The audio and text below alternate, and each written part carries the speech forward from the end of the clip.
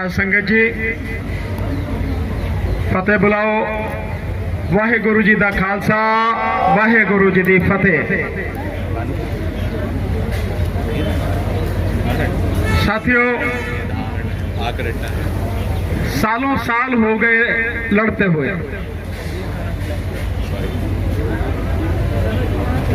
कितने ही साल से हम लोग लड़ रहे हैं।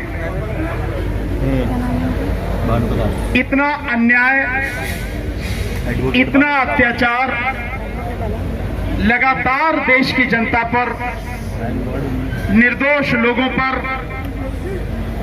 होता रहा है और हो रहा है, लेकिन सरकारों के कान पर जो नहीं चलती। अदालतों की न्याय के प्रति कोई निष्ठा दिखाई नहीं देती। क्या सरकारें या अदालतें सिर्फ इसलिए हैं कि अत्याचार होता रहे, या अत्याचार वो खुद करती रहें, या चुपचाप उसे बैठकर देखती रहें, या उस अत्याचार और अन्याय को खत्म करने के लिए उन्हें कोई कदम उठाना चाहिए, कोई पहल करनी चाहिए। मुझे तो कहीं लगता नहीं कि कहीं जनता के साथ अन्याय और अत्याचार हो रहा है तो कोई सरकार, कोई अदालत उसे खत्म करने के लिए कोई पहल करे। एक ही कानून है सबके लिए और एक ही संविधान है जिसके तहत सबको अधिकार मिले हैं। और संविधान हमारा बहुत स्पष्ट रूप से कहता है कि कानून के तहत, कानून के समक्ष हर कोई व्यक्ति समान है और कानून का सबको समान संरक्षण मिलेगा। लेकिन आपकी आंखों के सामने, पूरी दुनिया के सामने नजारा साफ साफ नजर आता है कि वो अपराधी जिन्होंने 5 साल की गर्भवती महिला के साथ बलात्कार किया, उसके परिवार के 13 लोगों की हत्या की, उन्हें छोड़ दिया गया।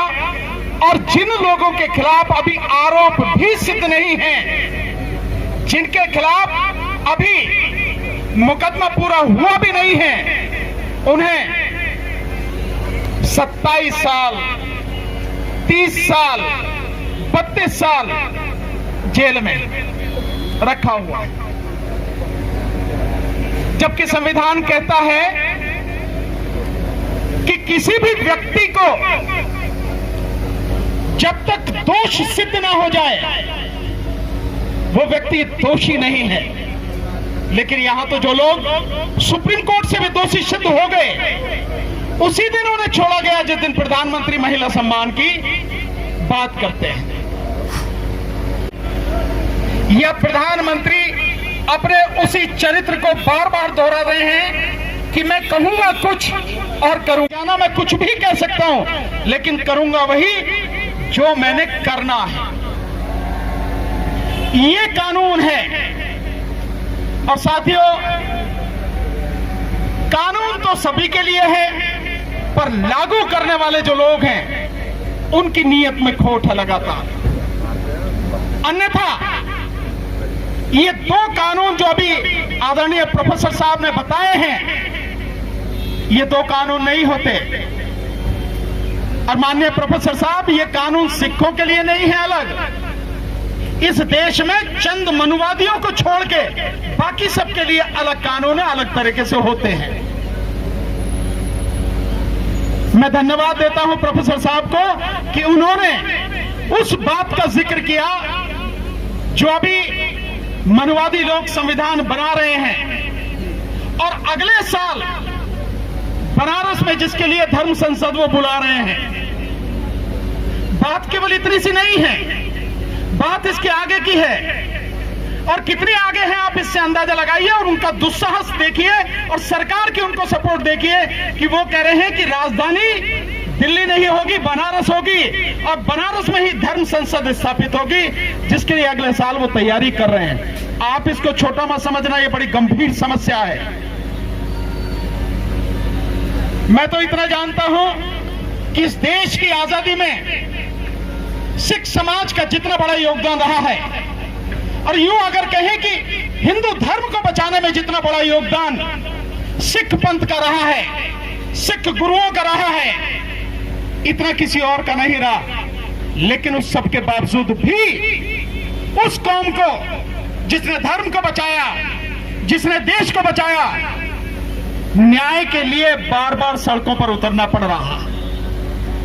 चाहे वो कृषि कानून रहे हो, और चाहे अब ये बंदी सिखों की रिहाई की बात हो, हर बात के लिए, जिसके लिए कानून भी है, जिसके लिए संविधान भी है, जिसके लिए कहीं किसी को कहने की जरूरत नहीं है, वो अपने आप होना चाहिए, ऐसी नीतियां हैं। मैं समझता हूं एक पेज पर या 2 पेज पर उनके विषय में सारी चीजें, सारी जानकारी लिखकर सब लोगों को बताई जानी चाहिए, ताकि किसी के मन में कोई शंका न रहे कि ये लड़ाई क्या है। और इसके साथ साथ वहां भी कहा था, फिर यहां कह रहा हूं कि इसके साथ आप ये भी जोड़िए कि केवल 9 सिंह ही नहीं, बंदी सिंह ही नहीं, बल्कि इस देश में हर वो व्यक्ति जिसकी कोई सुनने वाला नहीं है, जिसकी कोई आवाज उठाने वाला नहीं है, जिनके जो मुकदमे हैं, उन मुकदमों में जो सजा है, वो सजा भी पूरी हो चुकी, बावजूद उसके वो जेलों में पड़े हैं, उन सभी को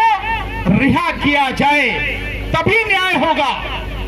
और हालात को देखकर ये लगता है, मुझे कहने में भी कोई झिझक नहीं है, कि आज की तारीख में अगर इस देश में कोई आंदोलन कर सकता है, या कोई लड़ाई लड़ सकता है, संघर्ष लड़ सकता है, और उस संघर्ष को अंजाम तक पहुंचा सकता है, तो सिख समाज के अलावा कोई नहीं है। आप खड़े होंगे तो बाकी लोग साथ जरूर देंगे, मुझे इसका विश्वास है, लेकिन पहल आप ही को करनी पड़ेगी।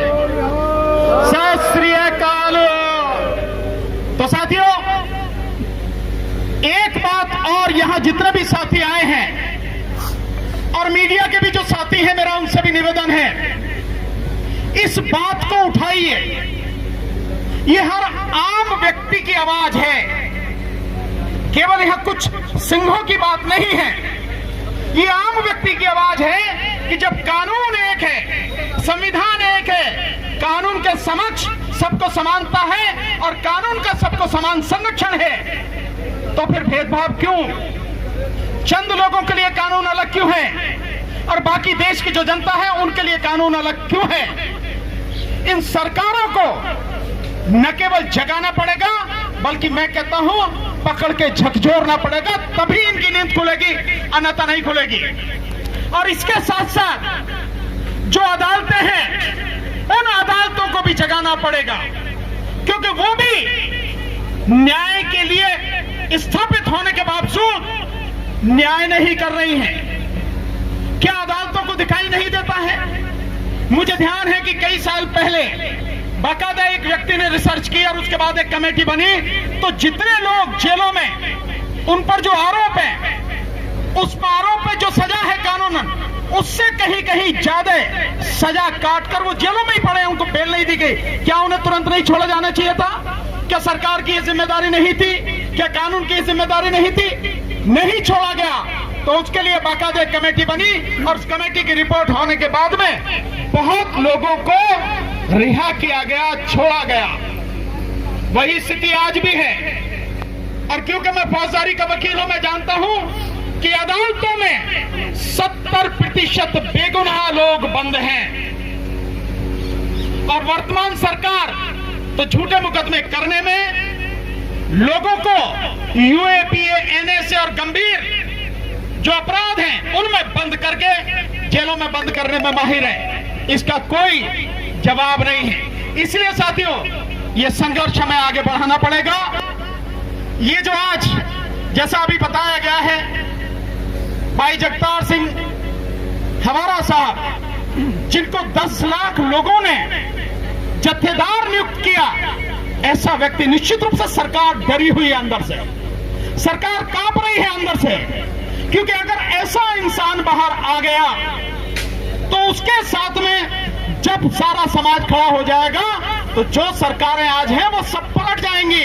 ये राजनीतिक बदलाव होगा, इसीलिए वो बाहर नहीं आने दे रहे हैं। ये मंशा बिल्कुल साफ है। इसमें चाहे जितने भी लोग हो, किसी भी पार्टी के लोग हो, चाहे केंद्र सरकार हो या राज्य सरकार हो, लेकिन ये स्पष्ट है कि ये राजनीतिक षड्यंत्र के तहत उनको बाहर नहीं आने दिया जा रहा है। मैं समझता हूं आपकी और हमारी सबकी आवाज मिलकर अदालतों के कानों तक भी पहुंचेगी, हाई कोर्ट और सुप्रीम कोर्ट तक भी पहुंचेगी और राज्य सरकार और केंद्र सरकारों तक भी पहुंचेगी और पहुंचनी ही चाहिए। और मैं मानता हूं कि आपको और हमको अपनी आवाज को इतना बढ़ाना, इतना बुलंद करना, अपने आंदोलन को इतना विशाल करना है ताकि सरकार न केवल बात सुने बल्कि बात मानने पर मजबूर हो और हमारे जो साथी हैं वो बाहर आकर हमारे बीच हो और हमें दिशा निर्देश दें ताकि इस देश में जो गंदगी फैली है उसको साफ किया जा सके। बहुत बहुत शुक्रिया, आपने मुझे समय दिया। हमारे बीच हमारे भाई महमूद पराचा जी जो सुप्रीम कोर्ट के जाने माने एडवोकेट हैं वो आ चुके हैं। हमारे साथ हमारी साथी डॉक्टर रितु सिंह जो दिल्ली यूनिवर्सिटी में प्रोफेसर रही हैं वो भी आ चुकी हैं। हम लोग हमेशा साथ रहे हैं, इसमें कहने की कोई जरूरत नहीं है। जहां भी अन्याय होगा, जहां भी अत्याचार होगा और अन्याय और अत्याचार के खिलाफ जब भी और जहां भी आवाज उठेगी हम खड़े मिलेंगे, साथ मिलेंगे, कंधे से कंधा मिलाकर, कदम से कदम मिलाकर साथ चलेंगे। साथियों, मुझे अभी निकलना होगा, जरा कोर्ट पहुंचना है, तो आप मुझे क्षमा कर सकेंगे। इसलिए आपसे आज्ञा लेते हुए आखिर में फतेह बुलाएंगे। वाहेगुरु जी का खालसा, वाहेगुरु जी की फतेह। बहुत बहुत शुक्रिया।